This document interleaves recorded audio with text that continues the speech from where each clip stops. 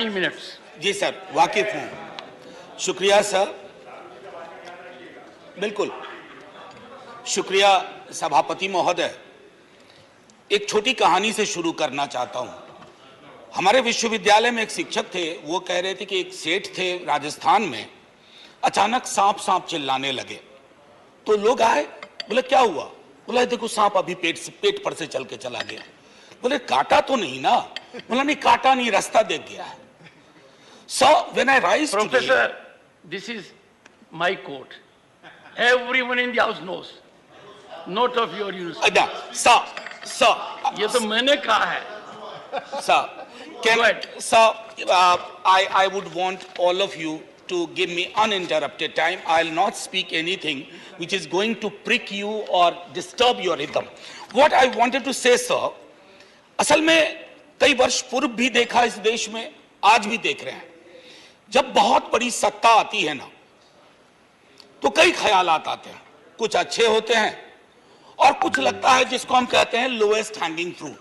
मैं और मेरी सीनियर कलीग जया जी, हम लोग बात कर रहे थे, इतने पावर का करोगे क्या? कम है क्या? इतने राज्यों में सरकार है, केंद्र में सरकार है, 303 का बहुमत है। उसके बावजूद अगर किसी निर्वाचित सरकार को लेकर के ये आपकी प्रणाली हो, कार्य प्रणाली हो, जहां की सुप्रीम को 11 मई को सुप्रीम कोर्ट का ऑब्जर्वेशन हुआ, मेरे कई कलीग कह चुके हैं। संभवतः हमारी सरकार ने सोचा होगा कि वेकेशन में जाने से पूर्व उनको कुछ ऐसा पकड़ा दो कि अवकाश में भी वो सोचते रहे इसके बारे में। तो उन्होंने 19 मई को ये ऑर्डिनेंस लेकर के आए। तो अब जजों का काम था कि इस पर लगातार सोचते रहे। सर, इससे पहले कि मोटा मोटी कुछ बिंदु पे मैं आऊं, मेरे कुछ साथी वो जिन्होंने लोकसभा में वोट किया है, most likely they will do the same here. हालांकि लोकसभा के बारे में मैं जिक्र नहीं करना चाहता था, माननीय सभापति महोदय, डाइवर्सिटी शब्द का आप बहुत जिक्र करते हैं, हम सब उसमें रिजॉइस करते हैं, हमारी प्राइड है वो। लेकिन एक मंत्री महोदया डाइवर्सिटी बोलते बोलते बोल गई कि इंडिया इज कॉम्प्लिकेटेड। सर, बचपन से लेके आज तक इंडिया कॉम्प्लिकेटेड नहीं लगा कभी। ये रिकॉर्ड में है पार्लियामेंट के, इसलिए मेरी चिंता है। इंडिया कॉम्प्लिकेटेड नहीं है सर, बड़ा सहज स्वभाव है इंडिया का, महासागर वाला है सर, सब कुछ समा जाता है, मजहब हो, धर्म हो, जाति हो, कौम हो, कोई हो। लेकिन इसको जब तालाब बनाने की आप कोशिश करते हैं तो महासागर तालाब नहीं बनना चाहता। सब फॉर ऑल दोज फ्रेंड्स, बड़ी अच्छी अच्छी बात कही, equi distance. Sir, equi distance का मतलब होता है न्यूट्रलिटी। जब चूहे की पूंछ पे हाथी का पांव पड़ा हो तो न्यूट्रलिटी उस चूहे से पूछिए कि उसको कैसा लग रहा है। तो मैं समझता हूं, इसलिए सर एक शेर अर्ज किया है, आज बड़े शेर पढ़े गए हैं, सुधांशु जी ने पढ़ा, तो मैं भी एक अर्ज करता हूं सर।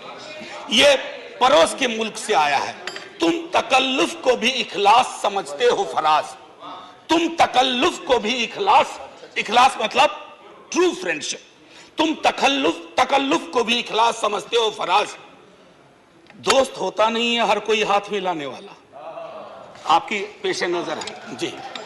तो मैं ये कहना चाह रहा था sir at a historical juncture एक चीज और मुझे बड़ी अच्छी लगी। उस दिन हमारे माननीय गृह मंत्री जी ने जवाहरलाल नेहरू जी को कोट किया। एक पल को मुझको लगा कि शांति वन में अस्थियां कसमसा गई होंगी। ये हुआ क्या?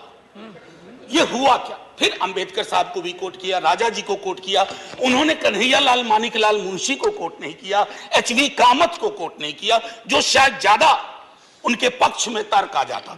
सर, विश्वविद्यालय में मैं पढ़ाता हूं तो पीएचडी के स्टूडेंट्स को साइटेशन हम लोग सिखाते हैं, जिसको कहते हैं एथिकल साइटेशन। एथिकल साइटेशन में यह नहीं होता है कि सेमी कोलोन के बाद का ले लिया और शुरू वाला छोड़ दिया। उदाहरण के लिए कहता हूं कि आज तक इस दुनिया में सबको लगता है इस देश में कि मार्क्स ने कहा था कि धर्म अफीम है, religion is the opium for masses. Sorry sir, the entire quote is religion is the sigh of the oppressed creature, the heart of a heartless world, and the soul of soulless condition. It is the opium of people. Sir, अब इसमें क्या किया हमने? सिर्फ opium वाला line निकाल लिया और मार्क्स को कह दिया कि धर्म विरोधी था।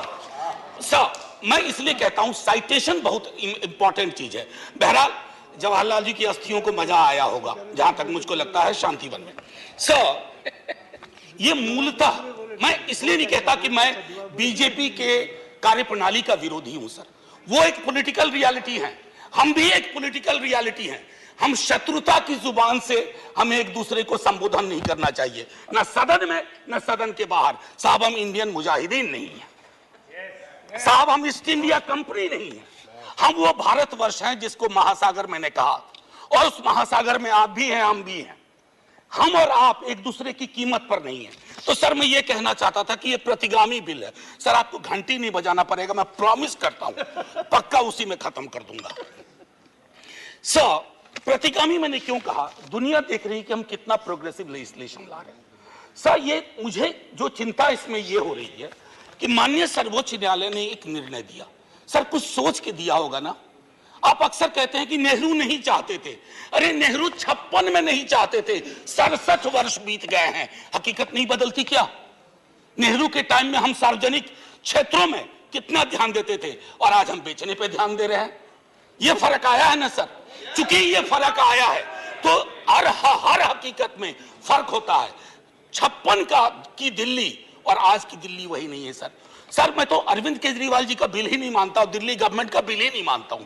मैं तो ये मानता हूं कि सर अगर ये प्रयोग सफल हुआ, अगर सांप ने रास्ता देख लिया, तो कल को उन पर भी गाज गिरेगी जो आज न्यूट्रलिटी और इक्विडिस्टेंट के नाम पर न जाने क्या क्या सोच रहे हैं सर।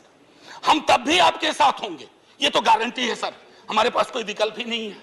परेशान हताश लोगों के पक्ष में खड़ा होना, हम तो कश्मीर चल रहा था उस वक्त आम आदमी पार्टी ने कोई और पोजीशन लिया था, आज उनको समझ में आ रहा होगा कि क्यों उस वक्त वो पोजीशन लिया। और आज मैं ये कह रहा हूं कि कल को किसी राज्य के साथ होगा, हम आपके साथ होंगे। सेपरेशन ऑफ पावर को लेकर के मेरे कई कलीग कह चुके हैं, मैं कुछ नहीं कहना चाहता, बस ये 3 चीज कहूंगा सर। अगर ब्यूरोक्रेट्स मिनिस्टर को उत्तरदायी नहीं है सर, ये अराजकता को जन्म नहीं देगी क्या? मैं दिल्ली की जनता, अगर मैं दिल्ली सरकार हूं, मैं दिल्ली की जनता के लिए उत्तरदायी हूं। जैसे राघव कह रहे थे, अगर कोई विसंगति कहीं आती है, एलजी साहब के पास जाऊं सर, वो चुनाव जीते। हालांकि मैं जानता हूं कि इस देश में गवर्नर्स और लेफ्टिनेंट गवर्नर्स की भूमिका में विस्तार हो गया, अब तो वो राज्यों के नाम बदल दे रहे हैं। सर आपकी मुस्कुराहट इंगित कर रही है कुछ। मैं ये कहना चाह रहा था सर, और मैं समझता हूं कि ये बात मैं कह करके, और 239AA के बारे में जो बातें कही गई हैं मैं उसको दोहराना नहीं चाहता, सिर्फ मैं एक चीज पे आऊंगा, कोरम। सर ये कमाल का कोरम हुआ, 3 में से 2 होंगे। मुख्यमंत्री बेचारा चेयरमैन है, बहुत अच्छी बात कही उन्होंने, चेयरमैन विदाउट चेयर, मुख्यमंत्री चेयरमैन है, वो अगर 2 मिनट लेट भी पहुंचेंगे तो कोरम डिसाइड कर लेगा क्या करना है दिल्ली के लिए। Sir it is not quorum, it is actually an instrument to decimate the very idea of elected government. Sir sir घंटी मत बजाइए, केशव राव जी की श्रेणी में 1.5-2 मिनट और ले लूंगा।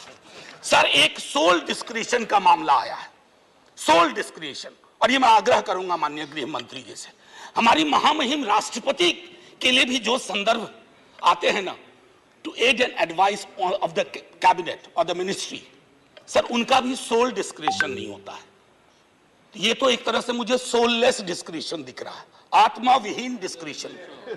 सर ये उसमें नहीं फिट बैठता है। सर एक और चीज, मैं अभी कल गूगल कर रहा था सर, फेडरलिज्म पर 2 बहुत महत्वपूर्ण कोट मिले इंटरेस्टिंग लोगों की, एक चंद्रबाबू नायडू जी का, एक नवीन पटनायक जी का। वो कोट मैं पढ़ना नहीं चाहता हूं, बस मैं बता देना चाहता हूं। आखिरी सर, ये पेशे नजर तमाम लोगों के जो कहते हैं, अपील करते हैं कि साहब मदद करो इस बिल पे, तो दुष्यंत जी कह के गए थे कि उनकी अपील है कि हम उनकी मदद करें, चाकू की पसलियों से गुजारिश तो देखिए। सर ये चाकू पसलियों से कह रही है हमारी मदद करो, सर ये आसान मामला नहीं है। जय हिंद सर, जय हिंद।